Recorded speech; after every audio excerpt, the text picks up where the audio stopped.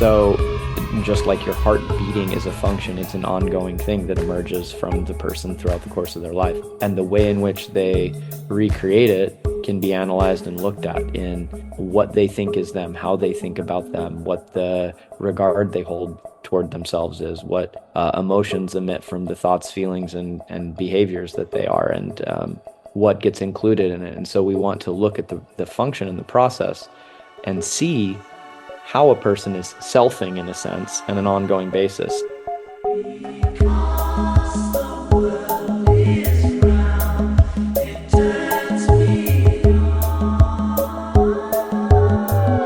This is Infants on Thrones. Baby steps. You want someone to preach to? The philosophies of men. I like magical You toys. want religion, do you? Mingled with humor. I don't believe in them. There will be many willing to preach to you the philosophies of men mingled with humor. We are evolving. Baby steps. You can buy anything in this world of money.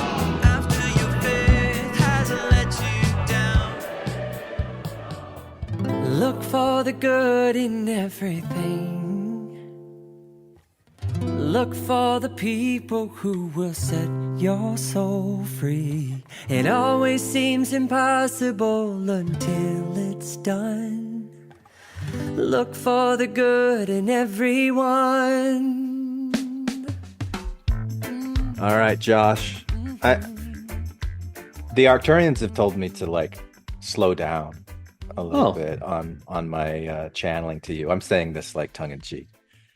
and to instead, what I want to do with you today is kind of share some source material with you that has been inspirational to me in the kinds of things that I create. I mean, this book, we're gonna read an excerpt from chapter 5 of Journey of Souls, and Journey of Souls is a hypnotherapist who has been doing hypnotic regressions with his clients for years.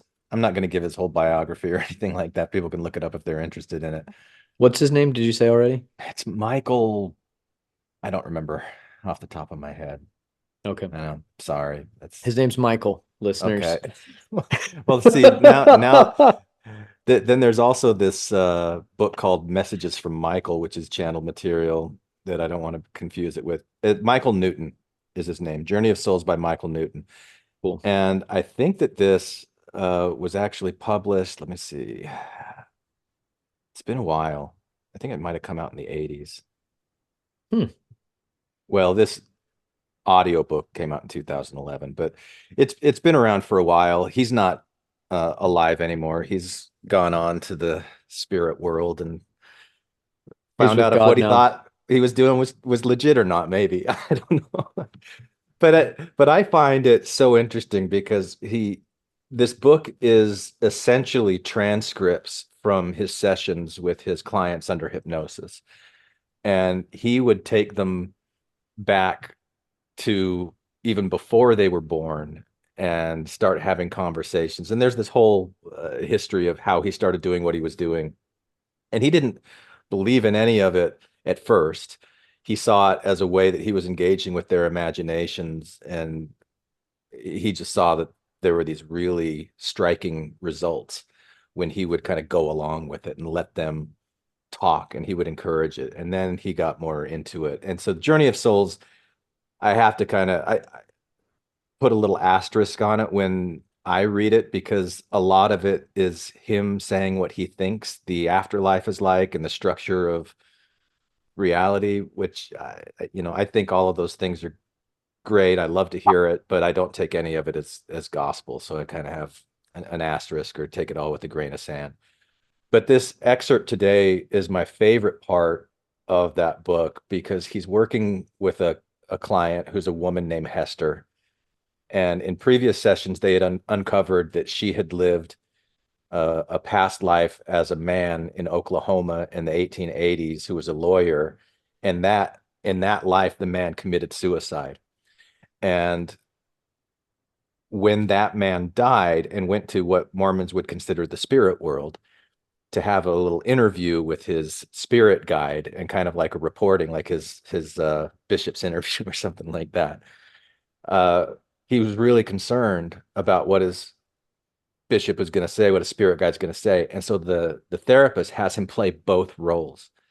And so what we're going to be reading today is that discussion between, like Hester is the name in quotes of the client, who's then reading as this guy and the spirit guide. And I find it really interesting, and I want to get your take on it.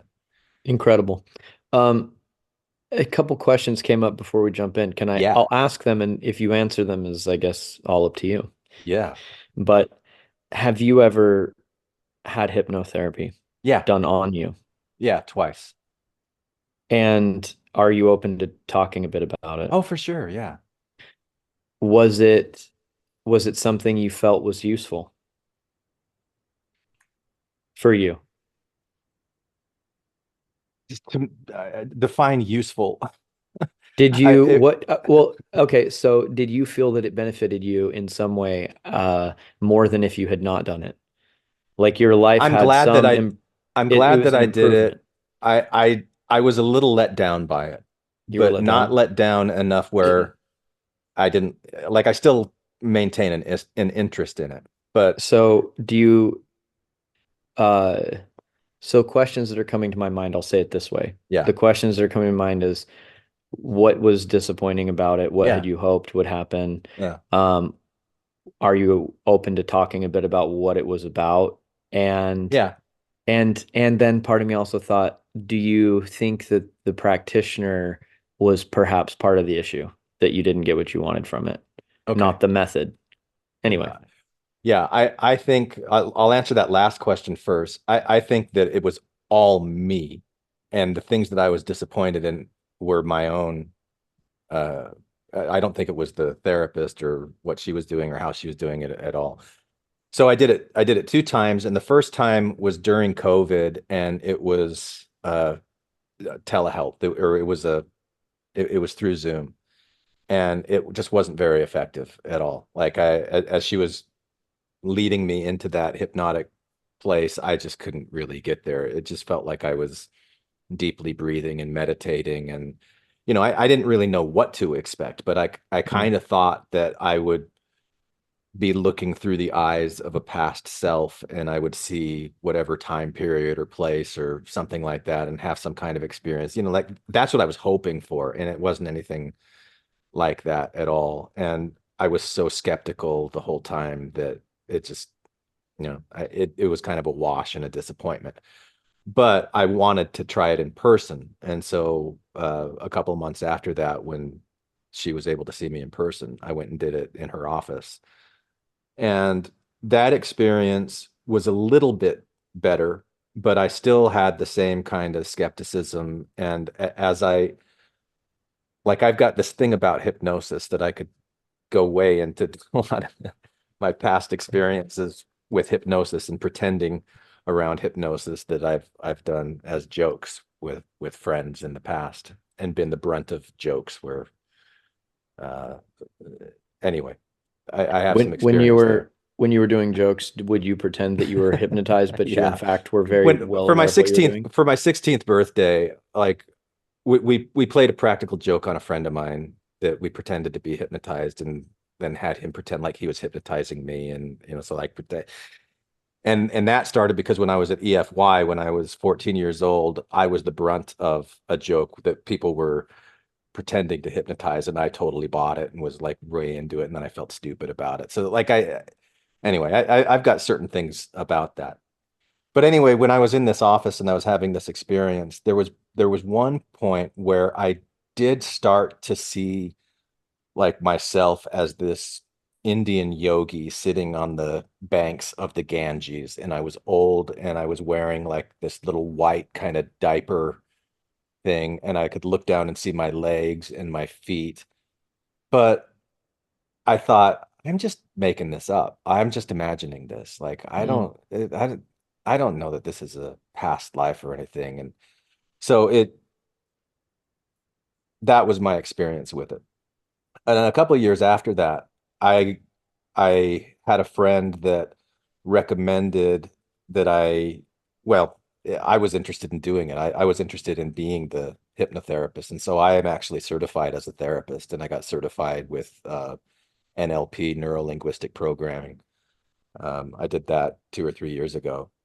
And with my coaching clients, I've employed some of those NLP and hypnotic uh, tactics, but mainly with like guided meditations. And I've had some really cool experiences with some clients Hmm. in that. But I don't, I look at it differently now than I did back then. So it was kind of like an evolution of me. And I see it very much as the conscious mind turning inward and Hmm. like letting whatever's kind of in unconsciously, whatever that is, Hmm. wherever the limits of Hmm. the unconscious are, kind of like Hmm. bubble up Hmm. Hmm. and use imagination, engage imagination as a Hmm. way to express. And Hmm. a lot of that mentality, I think, was formed by reading Journey of Souls and my reaction to what Michael Newton did, these things that I've read here. Have you ever dabbled with Jung, Carl Jung? I've dabbled with, in what ways dabbled? Yeah. Well, I don't know. I don't consider myself to be really any kind of expert on his stuff because I Mm. know there are people who dedicate their lives and they're Jungian Yeah. analysts. And so I feel to tread lightly when even kind of trying to talk about him. Right. So I was curious what your exposure was, but one of the things I will say is I wondered about this idea that we call the phenomena that's occurring past life regression or connecting to these different past entities as though there's some kind of observing conscious bit that can pop into one body and pop out, and maybe it's a spirit, if we're just going to say that or use a word that's common parlance, but that there's some kind of consciousness or a spirit or something that inhabits many lives and maintains some continuity among them, like gathers some kind of thing. That's one framing. But then I was thinking, how would Carl Jung talk about this phenomena? And how do you know that it's not something maybe so egocentric as a spirit, but it's actually just parts of a larger thing? And when you tap into this, you're not actually tapping into who you were, but you're tapping into some other aspect of collective unconscious or collective consciousness. Yeah. And that might have been one of the ways that Jung might have talked about it. I think, Mm. in this idea of like a collective unconscious where there's something going on beyond you, Mm. but it can become integrated in you, and it's a larger sense of a bigger piece of consciousness that others are somehow able to tap into at different times or are tapping into on different levels, whether or not they're aware of it, and it can be done deliberately. So those were just thoughts that were popping into my head, and I'd wondered if well, first I was just like, I wonder how Jung would describe this, or if he would what he would think of it, given the Yeah. the concept of collective unconscious or even archetypes, and these different things that he thought about. I I read the book Memories, Dreams, Reflections that is Carl Jung's autobiography.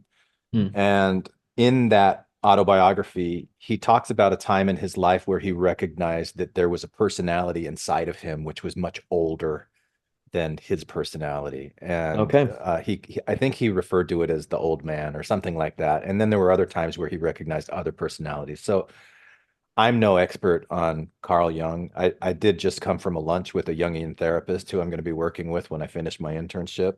And Cool. I'm excited about that. Also an Heck yeah. ex-Mormon guy. And he would know better than me on that. But But it sounds like it's not wrong to think in this wheelhouse. And even maybe Jung didn't necessarily think of it in the way I described, but he thought of it also in the way we're talking about it, meaning you live through different things, or there's a some particle of existence or spirit yeah, or consciousness that comes into many iterations, and Jung might have agreed with that. yeah. Again, I don't know. I don't know what Jung would say, but I think he would be really intrigued by the questions that you posed and probably say yes to all of them.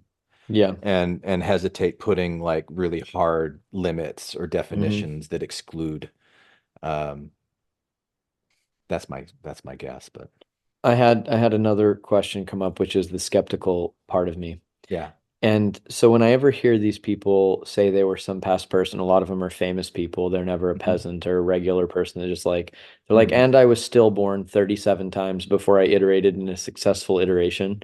Um, which would also make a lot more sense, or like not full pregnancy or died in childbirth like for 50 lives before I got through that, just based on numbers. But uh when somebody is iterated from a past self that was so close, like 1880, did the person have a name, and did they ever find out if they could locate this person in any historical record? Um, there's a really cool documentary on Netflix, and I don't remember the name of it, but it's something about death. It has death in the title. There's 6 episodes, and the sixth one is all about reincarnation, and it follows. I think his name is Ian Stevenson, who is a professor at the University of Virginia that tracks down these claims that especially children have made about memories of past lives, and they go and they verify them. And this episode, like one of these kids that had one of these memories, they actually fly him out to meet the daughter of the guy that he used to be. And like there were things that he remembered that she said, no, no, that's not it. And then when they like, oh, he had a green car. And she's like, no, he never had a green car. Oh, I know, actually, he did have a green car. Like things like that, that you're like, how would this kid know and remember all these things? Although this kid is not that guy, so it's interesting. But there have been some uh research into it. And I think Carl Sagan said, like if there's any areas of the paranormal or metaphysical that deserve more academic rigor, it's this area of like reincarnation Mm, and like these memories of past lives, mm, especially that children have. mm. But to your point about people claiming that they were someone famous, one of my favorite explanations that I've ever heard about that from someone who does believe in past lives is that you think of like a creating a character profile in a game. Like if you want to have certain characteristics as you're going in to play that game, that you could, uh, I forget the exact word that they used for it, but You're you basically could, designing your avatar. yeah, you're like downloading the experience of Cleopatra so that you could come into this life as if you had been Cleopatra, and then you have all of those impulses or So whatever we all you would took have that had. ride because that was one hell of an experience to be Yeah, Cleopatra. right. Right. But like the question that I have for that skeptical part of you would be, what would the Gestalt therapist say if you're sitting across from a client who tells you, I've had multiple lives and it's these famous people? Would you be thinking, okay, there's some reason that they believe and I want to explore what that reason is because it's important. A Gestalt therapist is existentially based, and those worldviews hold space for these concepts, but they don't believe them literally. Right. And so it would be chalked up to possible mystery, I think, at best, from a Gestalt therapist point of view.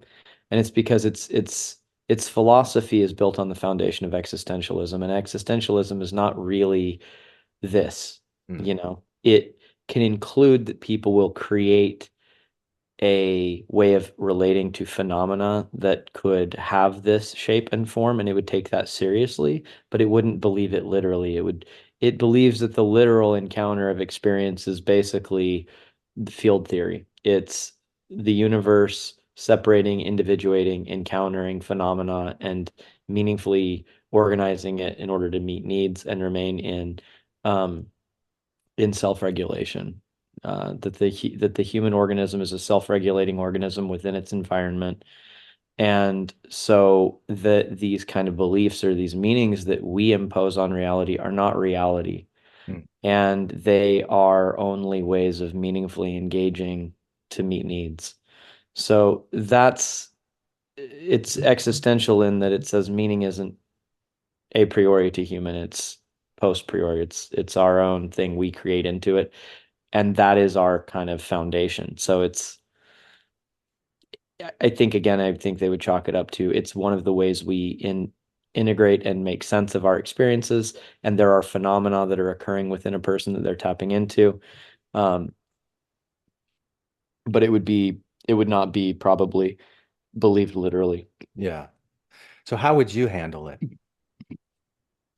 I think for me, my spirituality is open to some of these, but also very skeptical. Hmm. So Josh, the person, would say, I think that it seems like we're all I think my view is currently that there is something more to this metaphysical experience than just a reducti re, reductionistic kind of nihilistic thing of a Hmm. dead universe. Yeah.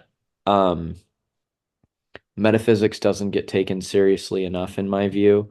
Consciousness doesn't get taken seriously enough by a lot of these kind of scientific atheists, or scientistic rather. However, I think that it might be more like the way that atoms and energy evolves is the same as consciousness. It's neither created nor destroyed, and it kind of probably exists in some dimension. And that it's like a river flowing, or you could divide a river into droplets, but it's all going back to the same source.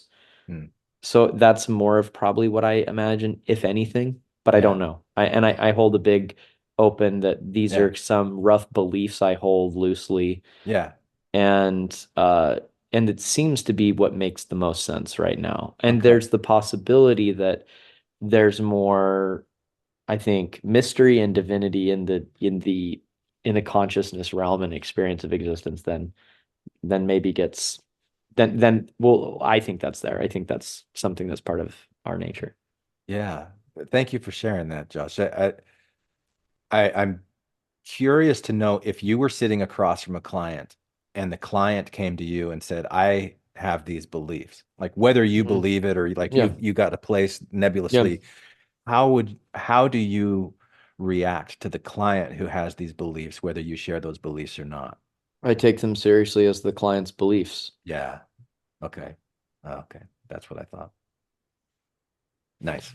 Yeah. All right. And if the client wants me to believe what they believe, then I would tell them like I If they're guess trying to like convert you. yeah, or if it's like upsetting to them that I don't share them, same as Mhm. any political view as well, Yeah. which people may feel is correct in some literal sense, and that any other opposing view is bad or immoral, then I might let them know, as we've talked about before, that maybe this will disappoint you to know this, but do you want an honest interaction, or do you want someone to lie to you? Like, what are we going to do with this? Like, so I try to be authentic to who I am, and I appreciate and respect a client's experience in the way that they meaningfully organize and make sense of their experience of life. And I don't see them as superior or inferior to me in that inherently, although I think people may do more work on their way of making sense of it than others, and some may have done more or less than me. I think that's each person's duty to kind of live their own life with Yeah. dignity and their ability to figure it out on their own. And you don't feel like it's your responsible, you don't feel like it is your responsibility to correct their incorrect beliefs. That would be a miscarriage of therapy, because I would Right. be colonizing the client, and the only thing that you can do that's real therapy is to help the client help themselves. It's to empower them to have more capacity within themselves outside of you. Yeah. And so that's a duty each person has to undertake, is to engage with how they feel about their experience of their life. That is the view that is imposed on somebody in Gestalt therapy, Yeah. because that's the way we operate, and we can't help but operate in some fashion. And so we would be explicit that that is our worldview and our paradigm, and it will inform how we behave, but it tells us we should not take over how you make Right. sense of your world. And Yeah. that is the frame that we are imposing, because one must be. Yeah. There isn't a objective person in the room who's in the room. Yeah. Yeah. All right. Well, let's turn to this excerpt from chapter 5 of Journey of Souls.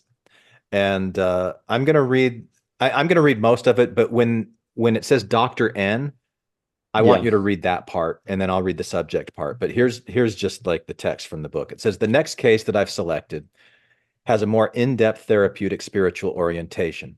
The client in case 13 is a strong, imposing 32-year-old woman of above average height and weight, dressed in jeans, boots, and a loose-fitting sweatshirt. Hester arrived at my office one day in a state of agitation. Her presenting problems fell into three parts. She was dissatisfied with her life as a successful real estate broker as being too materialistic and unfulfilling. Hester also felt that she lacked feminine sexuality. She mentioned having a closet full of beautiful clothes which were hateful to wear. This client then told me how she had easily manipulated men all of her life because there is a male aggression about me which also makes me feel incomplete as a woman. As a young girl, she avoided dolls and wearing dresses because she was more interested in competitive sports with boys. Her masculine feelings had not changed with age, although she had found a man who would become her husband because he accepted her dominance in their relationship. Hester said she enjoyed sex with him as long as she was in physical control and that he found this exciting.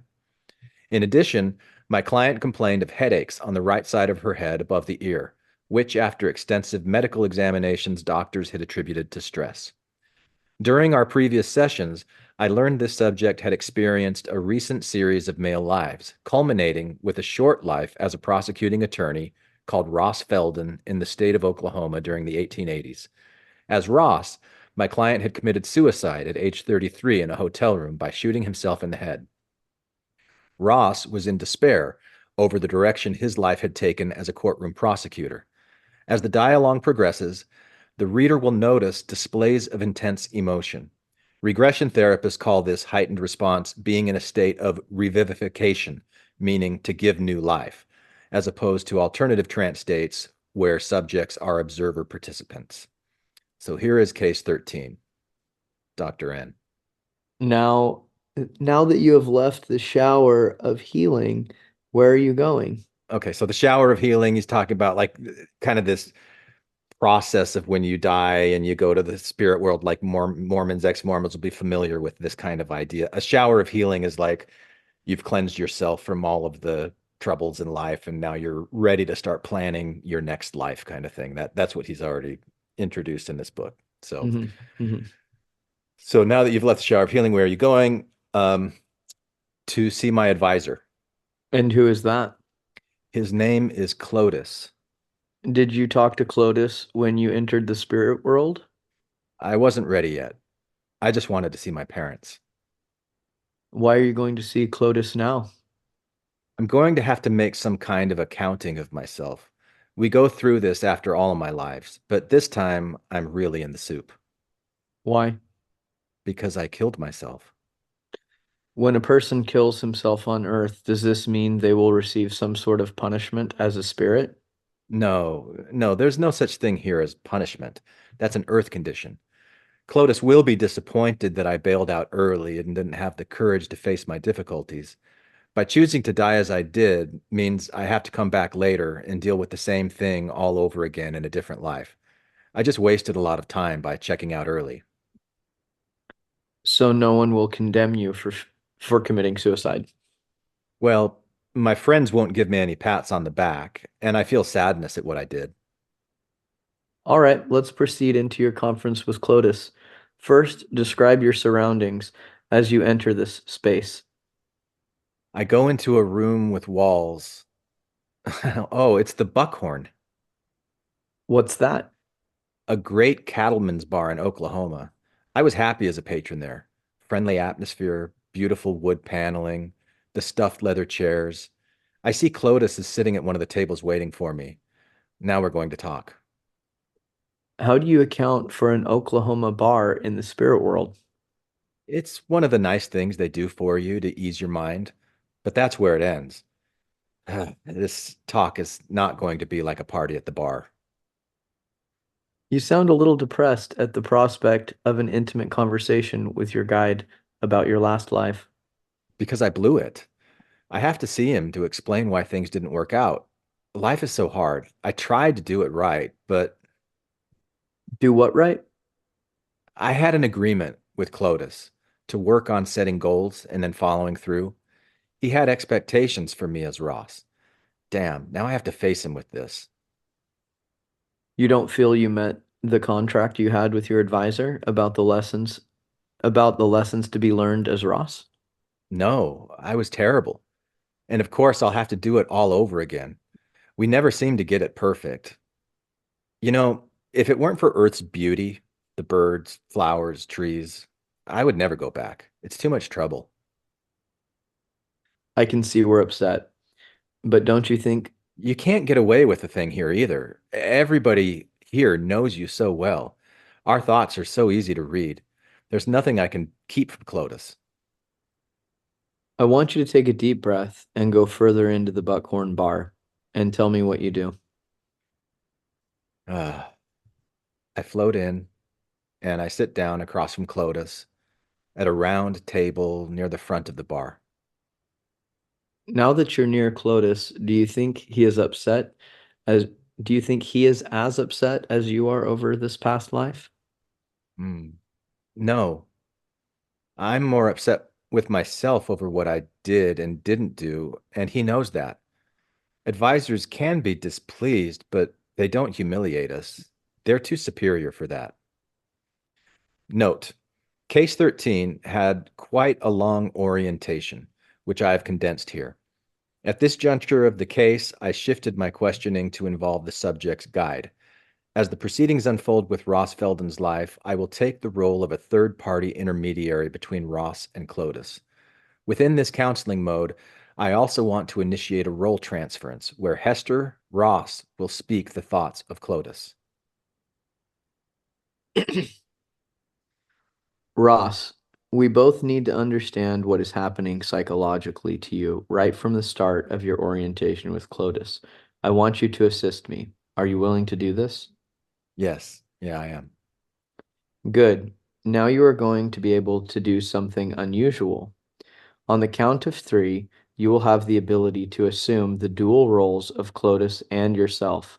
This ability will enable you to speak to me about your thoughts and those of your guide as well. It will seem that you will actually become your guide when I question you. Are you ready? I think so. 1, 2, 3. I place my palm on the subject's forehead to stimulate the transference. Now, be Clotus speaking his thoughts through you. You are sitting at a table across from the soul of Ross Felden. What do you say to him?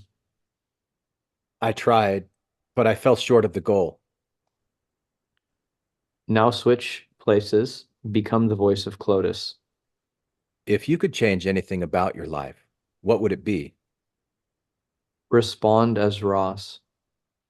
Not to be corrupted by power and money. Answer as Clotus. Why did you let these things detract from your original commitment? You're doing fine. Keep switching back and forth. Now answer your guide's question.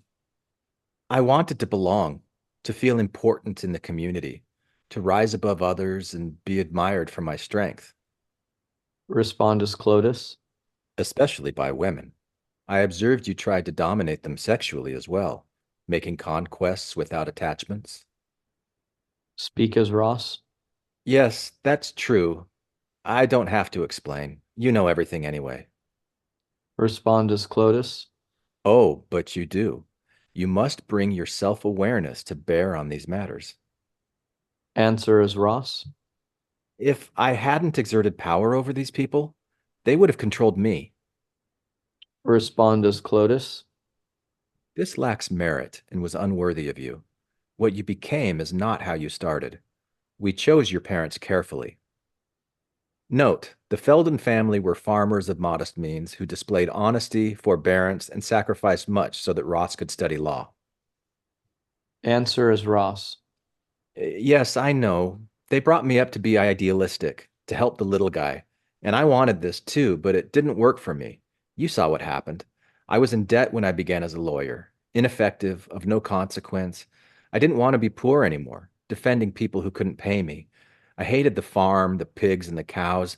I liked being around substantial people. And when I joined the establishment as a prosecutor, I had the idea of reforming the system and helping farm people. It was the system that was wrong. Respondus Clotus. Ah, you were corrupted by the system. Explain this to me. Answer is Ross. People had to pay fines they couldn't afford. Others I sent to jail because of offenses they didn't mean to commit. Others I had hung. I became a legal killer. Respondus Clotus. Why did you feel responsible for prosecuting criminals who were guilty of hurting others? Answer is Ross. There were only a few of those. Most were just ordinary people, like my parents, who got caught up in the system, needing money to survive. And then there were those who were sick in the head. Respondus Clotus. What about the victims of the people you prosecuted? Didn't you choose a life of law to help society and to make the farms and the towns safer with justice? Answer is Ross. Don't you see? It didn't work for me. I was turned into a murderer by a primitive society. Respondus Clotus. And so you murdered yourself? Answer is Ross. I got off track. I couldn't go back to being a nobody, and I couldn't go forward. Respondus Clotus. Too easily, you became a participant with those whose motivations were for personal gain and notoriety. This was not you. Why did you hide from yourself? Answer is Ross. Why didn't you help me more when I started as a public defender? Respondus Clotus. What benefit do you get from thinking I should pick you up at every turn? I asked Hester to respond as Ross, but when she remained silent after the last question, I stepped in. If I may interrupt, is this me? Yeah, Ross, if I may interrupt, I believe Clotus is inquiring into the payoff for you from both the pain you feel now and the strokes you get from blaming him over your last life. Just wanting sympathy, I guess. Okay, respond as Clotus to this. What more would you have me do? You didn't reach far enough inside yourself. I placed thoughts in your mind of temperance, moderation, responsibility, original goals, your parents' love. You ignore these thoughts and were stubborn to alternative action.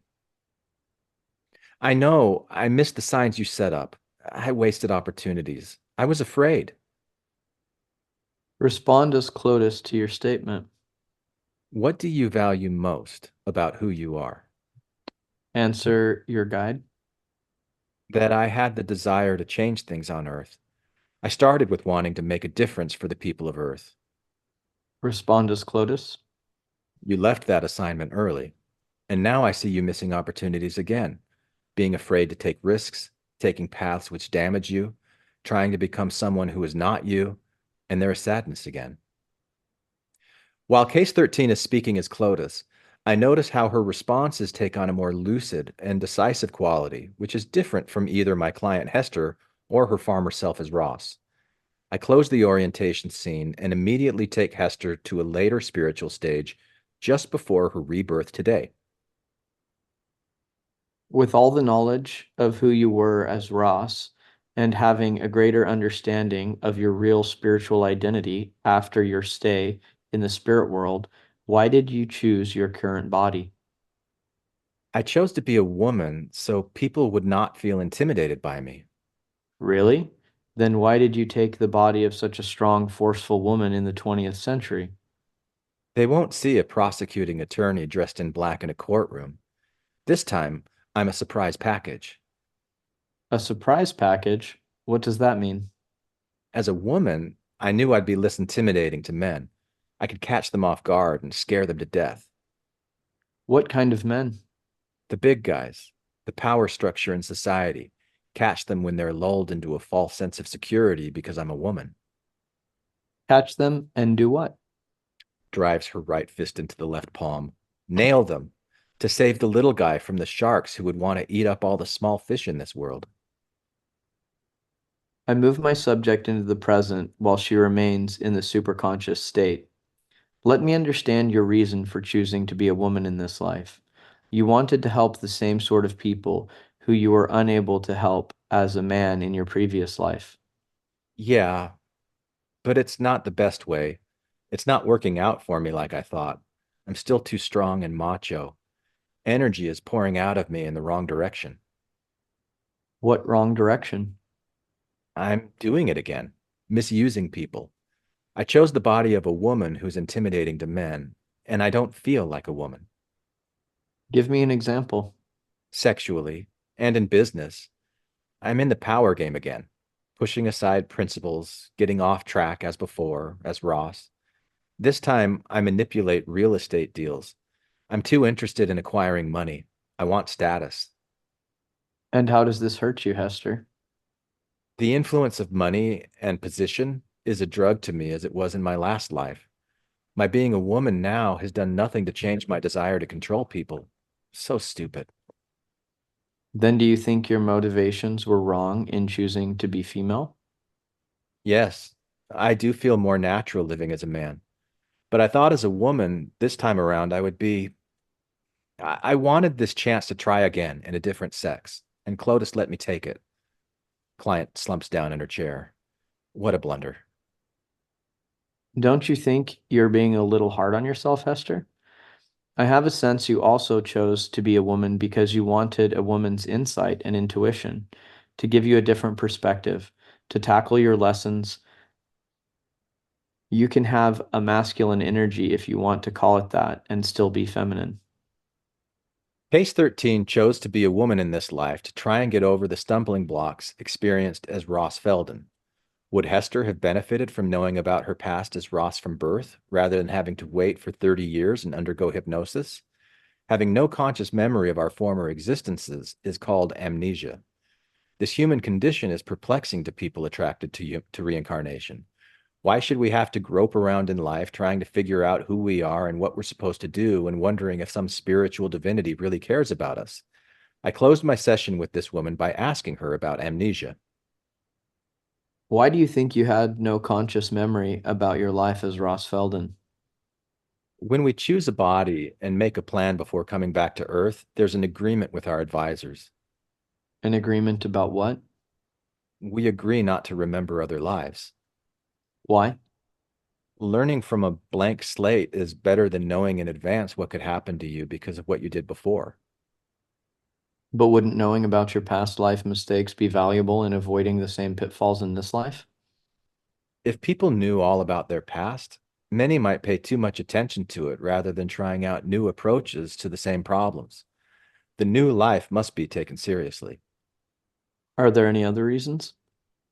Without having old memories, our advisors say there's less preoccupation for trying to avenge the past, to get even for the wrongs done to you. Well, it seems to me that so far this has been part of the motivation and conduct in your life as Hester. Yeah, that's why I came to you. And you still think a total blackout of our eternal spiritual life on Earth is essential to progress? Normally, yes, but it's not a total blackout. We get flashes from dreams during times of crisis. People have an inner knowing of what direction to take when it's necessary. And sometimes your friends can fudge a little. By friends, you mean entities from the spirit world? Uh-huh. They give you hints by flashing ideas. I've done it. Nevertheless, you had to come to me to unlock your conscious amnesia. Yeah. And then there's another part here that didn't show up on this email. Let me find it real quick. Because it's the way that he wraps it up. Hmm. Okay, so she says, we have the capacity to know when it's necessary. I was ready for change when I heard about you. Clotis allowed me to see the past with you because it was to my benefit. And then Otherwise, oh, yeah, you've yeah, I got got it. it. Okay. Yeah. Otherwise, your amnesia would have remained intact. Yes, that would have meant I wasn't supposed to know certain things yet.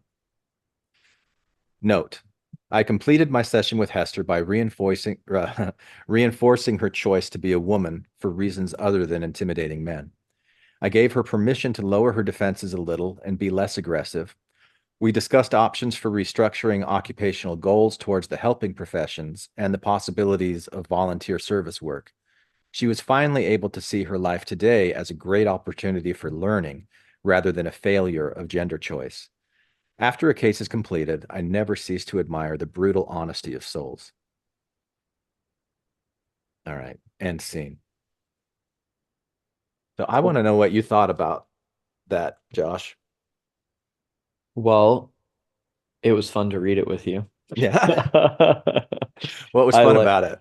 I liked the process. It felt kind of like it reminded me in plays when I was in high school and stuff, and we'd read like Shakespeare and you would get your role, and I was always really excited to read my part and Yeah. like in front of the class and be waiting for it and hoping I get one that talks a lot.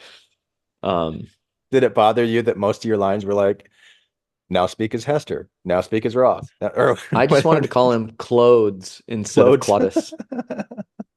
Yeah. Well, next time I'll give you a more substantial role, Josh. Thank you. You're welcome. Yeah, as far as the content goes, rather than a process reflection, it's interesting. I found it interesting, and I don't really find myself yet believing in it in any literal sense, but I think it's a very interesting um, kind of play space to engage with energy within a person to explore their experience of life. And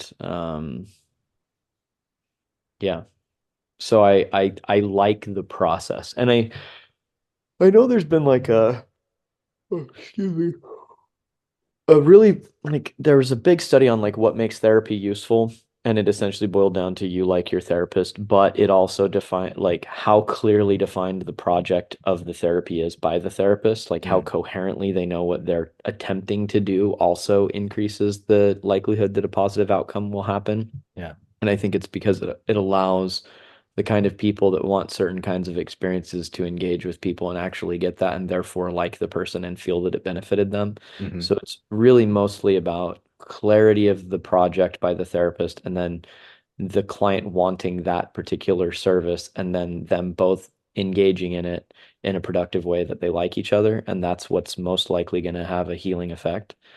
And so, with that in mind, I think that kind of an opportunity to essentially what I kind of took was creatively play with the client and Yes. let this woman kind of explore ways of talking about these things in a creative and fun way, um, was probably deeply helpful, and let her get in touch with and talk about aspects of herself. So that was kind of my initial feelings of it, about like evaluating what I think of what they're doing. Seems like it's really exciting you right now with all those deep yawns. I don't know why I'm yawning, I guess. It's funny to me because I've asked you on two occasions now, when I've asked you questions, the first thing that you've led with is about your literal belief or like Mm, kind of gauging your literal belief in these things or not. mhm. Does it seem to you like I want you to believe these things literally? No, no, Okay, I good. didn't perceive you wanted me to. Okay. Um, it's that I just get in touch with my skepticism when I hear them. Yeah. So when I'm listening to it, that's just part of what I'm like sitting thinking like, oh, this is an interesting game they're playing. This is an Yeah. interesting experiment they're engaging in. And then I a part of me gets in touch with feeling like somewhat skeptical of any literal belief in it. So, Yeah. but yeah, I didn't think you wanted me to Okay, believe good. it. Good. Yeah. No. Um, the thing that really struck me the first time that I heard this was the way that she felt.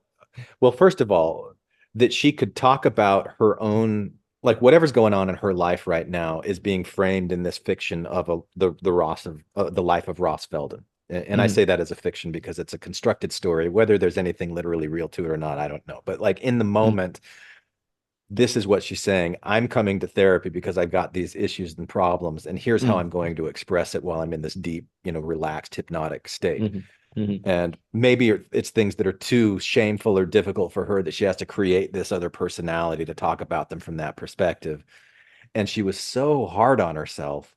And then when he Well, asked her, I don't even know if that might be more narrow than I would go, but I can accept that as a possibility. But I would say there's lots of reasons why a creative endeavor puts some distance between you and the stuff you're talking about yeah, that lets you take more liberty to be um, more direct about what you're wanting to talk about. It's kind of like when little kids, when you do therapy with them, a lot of it's very imaginative and creative, and you're just kind of like rolling with the story. Like one of the more formal kind of therapy things is like, they're like, oh, and little bear's sick. And you're like, oh, what's wrong with little bear? His heart hurts. yeah, Hurts about his heart. Mommy's beating daddy. No, like yeah, right. Yeah, big bear is yeah, beating mama bear. He's yeah, mad at her. Like, yeah, so you're aware that it's facilitating a conversation, but that's some kind of support. yeah, But how and way and what it's supporting and all that would have to be, I don't know. To me, you'd have to know exactly what that is, but yeah. maybe it's shame. Yeah. I Well, mean, and and there was I'm some not guilt saying about that the I'm mom. right. Right. I'm only telling you It's what a, my reaction was when I ah, heard this, and like yeah. Okay. what was compelling to me about it that Yeah. may or may not be the right way of or the way that other people would see it or not.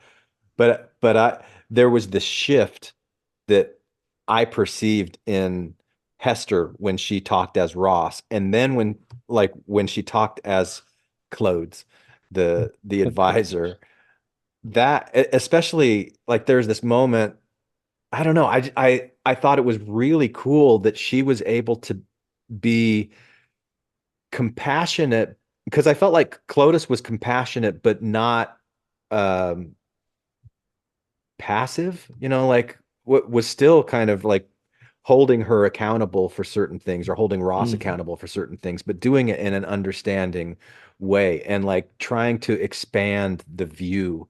mm, And so it was like she, under hypnosis as Ross, was trying to help herself expand her own view. That was my reaction to it. And that's the mm, thing that I really liked about it. It's almost mm, like I saw this as a tool for her to raise her awareness of things that are going on in her own life, that which I think, if I'm just looking at this as a case study, one of the things that she was really grappling with was that as a real estate agent, she was manipulating real estate deals as a way to get self gain at the expense of others. And that was weighing on her. And you mm, needed all of this, or she needed, this is my opinion, she needed all of this bells and whistles and going through it to really get to the heart of that. That's what it seemed mm, like to me, at mm, least. That's where mhm, I find like a lot of real interest in this. mhm, mhm, And where mhm, if I was totally leaning into my skepticism, I might be like, oh, this is bullshit. I'm not even going to pay attention to this. There's absolutely no value in this. Like I don't want to listen to this. I would miss out on something like that. But I feel like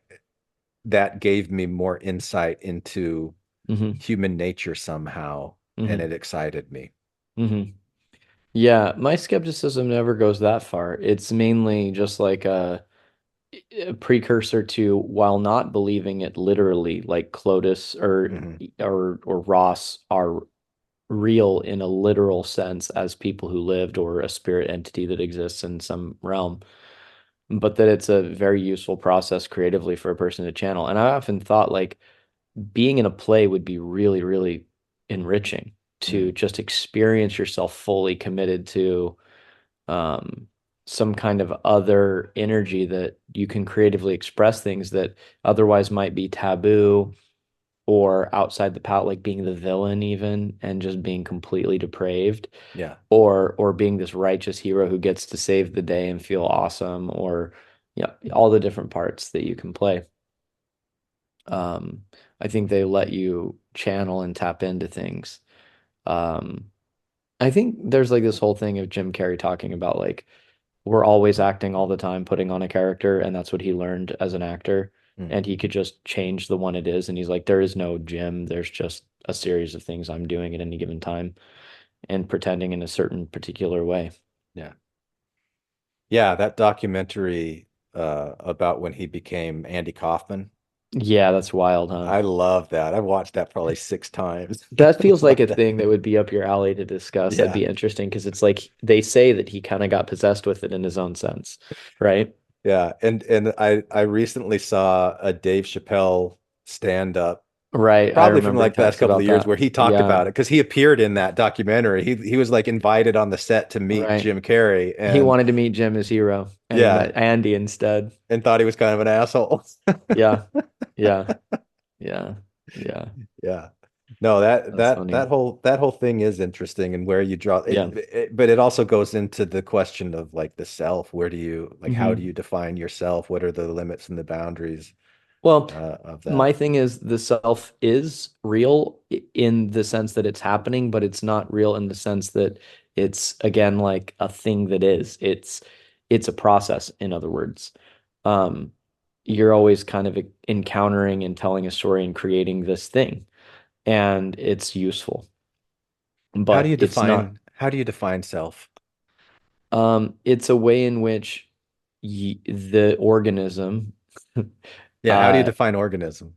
well, we arbitrarily cut it off at the skin for our purposes as Gestalt therapists. Hmm. So we understand it as an arbitrary distinction, but we just say we're going to call it the things inside the skin and at the surface of the skin.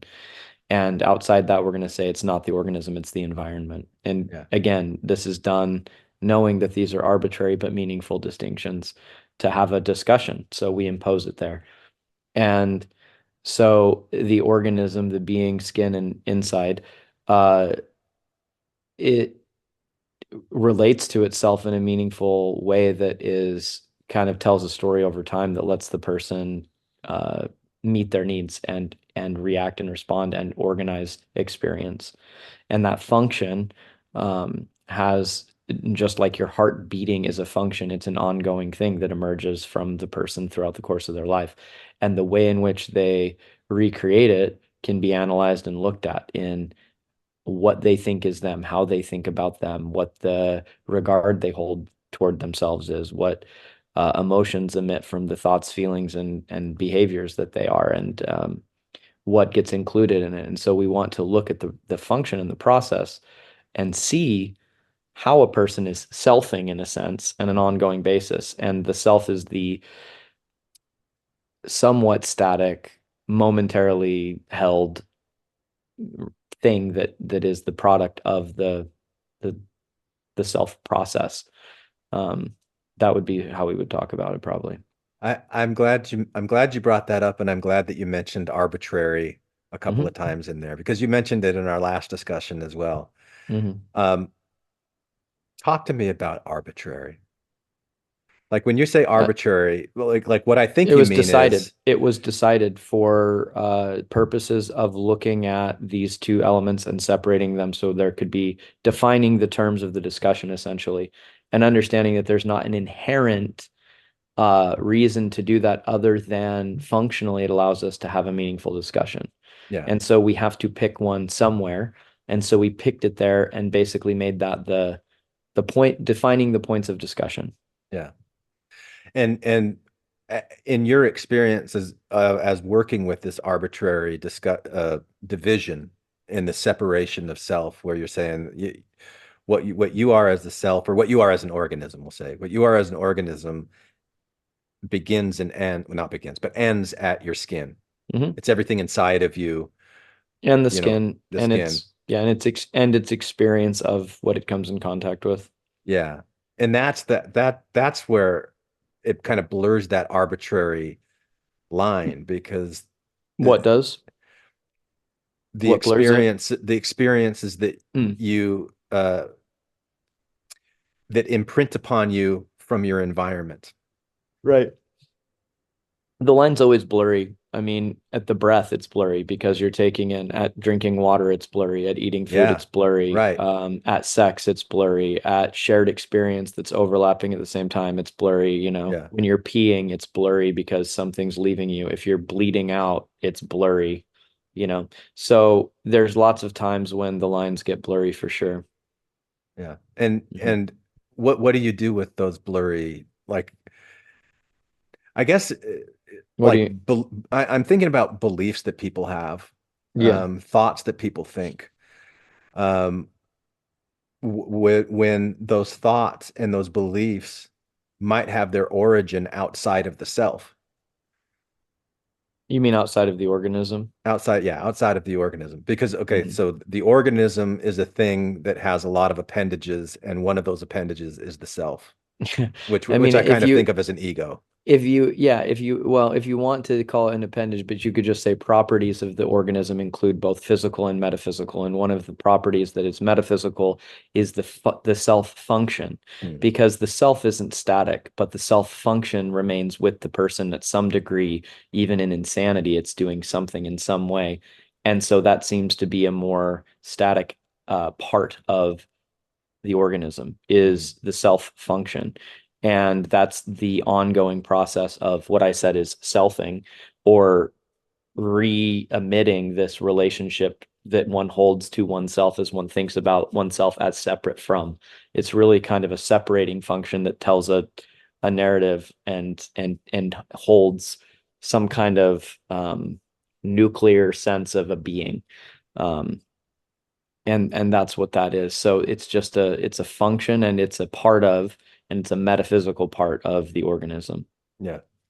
So to bring this back to this role play that we just did from Journey of Souls, Hester, the organism, or the self function of the organism of Hester, in recreating or creating this dialogue from Ross and Clotis, Hmm. is all still within the organism and within the function of the self. It's not anything that's outside of it. It's within those arbitrary divisions of self, Hmm. not outside of the arbitrary divisions of self. Is that how you would see it? I think so. Yeah. Um, this idea that there are things outside of you that impact you is absolutely 100% true of all that's happening all the time on every dimension that is you. Um, and so again, to your point, that is where it can get blurry. Like, you don't really probably, your ideas are highly relational to the things around you. Um, they're relational to, what kind of experiences you've had in the past. So they include like history, Mhm. um, and so on and so on and so on, and infinitum. Um, and so that's where arbitrary shouldn't be heard as trivial. It should be heard as a tradition in order to structure a useful conversation. That's what was done in order to take the project and ask what it is, and clinically uh, give it parameters and Yeah. shape. And so that's why we look at it that way. But there's an understanding that because it was done in order to do that, there are things that aren't exactly going to line up cleanly in that. And so with that blurriness, we accept that as where the being comes in contact, the contact boundary. And between the two, it is understood as very blurry at all times. And that there's, well, it's understood that it's relational, I should say. That's the most clear way of putting it, that the two are having a dynamic impact on one another at all times. Yeah. The And two are that's having a that's how we dynamic impact on each other at all times. Yeah, and that's the relational piece, is that from environment onto the organism, from the organism onto the environment, in all the dimensions possible, and so forth and so on. And so that's uh that's how we deal with the blurriness. Is I think we look at what we would call the relational aspect of the contact boundary between environment and the organism. I've got this idea keeps popping up as I'm listening to you, and I don't know how to really express it, and I don't know if it really fits or not, but let me try it out. You got to know me long before we actually met because you listened to me on Infants on Thrones. And so I'm assuming that you had a sense of who I am as a person. We had one conversation before we, like started recording podcasts, and a year later you contacted me. But your you had an opinion of who I was from listening to me before. Now we've had a lot more interactions. I'm assuming that your opinion of me maybe has changed or a little bit, been updated by these conversations that we've had. And I'm wondering, in that framework, have you ever really known me, or have you ever only really known your opinion of me, which then would be yourself, an aspect of yourself, which has been informed by the interactions that we've had? So really the question I have is, are we ever interacting with anybody other than ourselves? And what our experience, the way that our meaning making minds are telling us what's going on in the world. Does that make sense? Yeah. Um, what I'm going to try to rephrase it and clarify what I think the question is, Yeah. and then answer that. All right. So you're describing the inherent gap between two people, Hmm. and this gap or this lens and this gap, they're never fully going to be able to take in the whole reality of the other person, because even the other person isn't in connection with the whole reality of them. And in between these interfaces, there's updating experience that a person's having when they interact with a person that's informing their way of thinking about the person. And and then you have the fact that the person is always the one forming the relationship that they have with the other person. And so the connection is always really just the person's experience of their way of organizing what that other person means to them. Or who that other Or, person is. or if they should go so far Yeah. to decide that they know something, then they would again develop opinions or an idea that they know who a person is. Um, and that would be a separate way of relating to a person, because there's, in my opinion, a more useful way of interacting with people, and it's to set aside the task of trying to know anybody Mm-hmm. and appreciate your own limited experience of people, and that it's mainly giving you information about yourself, Yeah. much more than it's telling you anything about them. Mm. So, in spirit of that way of relating to people, which I learned from Gestalt therapy group work, which is every interaction with another person is a chemical reaction that's there to teach you about you. Yeah. Yeah, And that's a more succinct way of saying what I was trying to get across. Yeah. yeah, well, I mean, this is the thing I'm obsessed with in life and spend hours and hours and hours thinking about Yeah. and practicing and reading and stuff. So I hope I can occasionally make sense when I speak it. Yeah. But yeah, that's what I kind of that's how I encourage my clients to behave in the dialogues that we have, and especially when I'm running or facilitating groups, to encourage people to think of the encounter as that, so they don't get too caught up in the interpersonal things that are stimulated by the other person, but it's still their own unique experience of that other person. And really, again, it's an opportunity to get in touch with themselves. But this being said, there is something about encountering the other and holding a position that the Gestalt therapist calls dialogue, or more specifically, I thou dialogue, which is a special kind of connection where the two are really encountering each other deeply in the present moment with a sense of openness, awe, wonder, and really taking each other in. And it's considered a often very healing, profound, and spiritual moment that is possible and can be facilitated, but cannot be imposed. It can only be allowed to occur and may happen at times. That two people have a intimate, almost transcendent encounter of each other that the therapist has worked and done their best to facilitate and prepare for.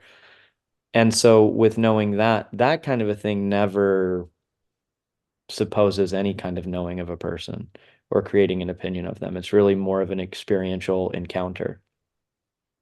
And so that's what comes up when you ask your question when I think about these things is it's my main discipline not to get too caught up in my own opinions about people or take them very seriously, and to, as much as possible, live in sensation in the present moment with people and trust my own abilities to interact with them in the moment and take responsibility for that to have the best time I can with people. So I'm not so much trying to figure out who people are, but really who I am. Hmm. Who are you? We'll see. Oh, it's still shifting and changing, and you're not gonna like let me have you pin it down, huh? All right. I'm Well, surprising myself every day. maybe I can dust off my hypnosis certificate and put you into a past life regression. We can find out all the different lives that Josh has led that live inside of yourself within that organism Hmm. or Interesting. something. Yeah. Let's see what they say. Yeah. Well, I mean, to me, it's really fun to try to get into a comfortable state of creative expression. And I think all sorts of magic Yeah. and healing happens in that space for sure. Yeah. Yeah, I'll tell you. So just to go back to one of your early questions as we're getting ready to wrap this up.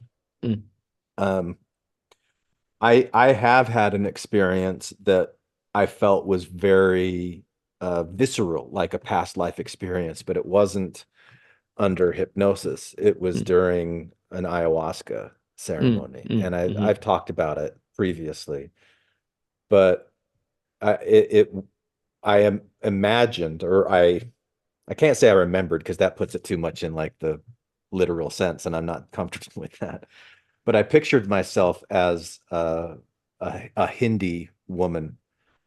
Uh, I don't know, 300, 400, 500 years ago. I don't know when it would have been, who had three children, which strangely enough, or not, I've got three children, had died in that life.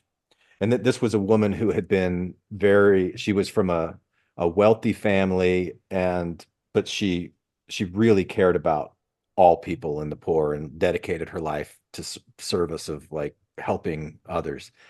And her children were all killed tragically in a accident that was a betrayal from one of her closest friends. And she went into the state of grief and never recovered from it for the rest of her life. And that her she continued her philanthropic focus, but she didn't feel any joy in doing it. She just was in the state of grief. And the impression that I had was that this past life of mine, this personality inside of me, was a strong driver in who and what I am doing today. And well, I'm even getting kind of like chills as I'm saying this. And mm, that the more joy that I can bring into my life now, it was kind of like she in her life had earned a lot of joy that she didn't allow herself to receive because she couldn't, because of this mm, grief of this horrible betrayal. mm, And that in the experiences that I have in my life, I can help bring balance to that, and that she's kind of a guide and steering the ship and certain things. And I'd never had any kind of thoughts like that before. So that was like a really powerful, transformative thing, and was a pretty sacred experience to me. Still is. yeah. I Yeah. don't totally know what to do with it, but that's a Mm, part that kind of lives with me. I'm not all that consciously aware of it most of the time, but mm, I'm reminded of it now as we're ending this discussion today. Have mm. you ever had anything like that? Not in that form. But I think I've tapped into healing moments that were very profound and powerful that were brought on with psychedelics Mm, that have helped me. Uh, and just the sensations were so potent and yeah. powerful in their own ways. And from them, I was able to take on more responsibility, love myself better, show up better, um, kind of.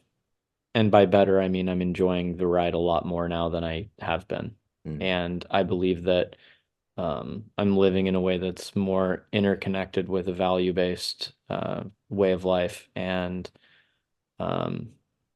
that I just experience more contentment and joy as a result of those encounters. Yeah. And that I live in a way that I appreciate and admire and respect in myself. And so I find myself having more positive regard for myself, which lets me love me better and love others better. Yeah. Yeah, I appreciate that. Thanks for sharing that. And I referred earlier to my own skepticism and how dismissive I have been at earlier times in my life when I've been skeptical of things like this. And I'm much more open to the power of imagination and the power of fictions, which can be used for good or evil, or however you want to say it, on the spectrum of those things. Even other things I'll add from my perspective is mystery and divinity, and transcendence and grace. And those things don't have to have any special literal frame put around them to be 100% encountered and experienced by humans across the globe that organize it in their own way, but definitely encounter it. And it facilitates a way of life that improves their life, improves their living. Yeah. People that have these experiences are probably healthier, happier, more living better lives than those that are without them. Yeah. Yeah. Not without disappointment, not without sorrow, not without challenges, not perfect, although perfect, because that's kind of the perfect experience of life, to have all of them, right? That's the Glenn perspective. The X plus Y equals Z perspective. Yeah. All right. Well, thanks, Josh. This was fun. Yeah, it was. I liked reading the thing. We'll do more of these, hopefully. Yeah, I'll find something else kind of juicy for us for next week. Does that sound good? That sounds great. Thanks for all the good work. Okay. Yeah. All Thanks, right, Josh. Take care. Bye, Glenn. Put down the weapons that you use against yourself. You don't need them anymore. Lay down the weapons that you use against the world. We don't need another war. Put down the weapons that you use against yourself.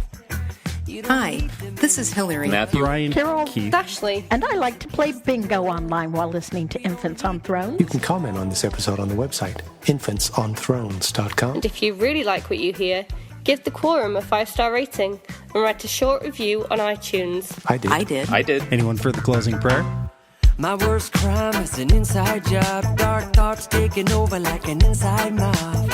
I tune into the scene between the eyes and take a breath. Thank you for listening to Infants on Throne. I sit still and watch the thoughts float past me. Never mind the future, never mind what the past be. I like to jump and let the universe catch me. Free fall, watch the beauty blow past me. I keep my pockets light, destination in sight. Keep my actions elevated to compassionate heights. I'm walking past the fight, laying down arms of the night. Choosing love when I pick up this mic.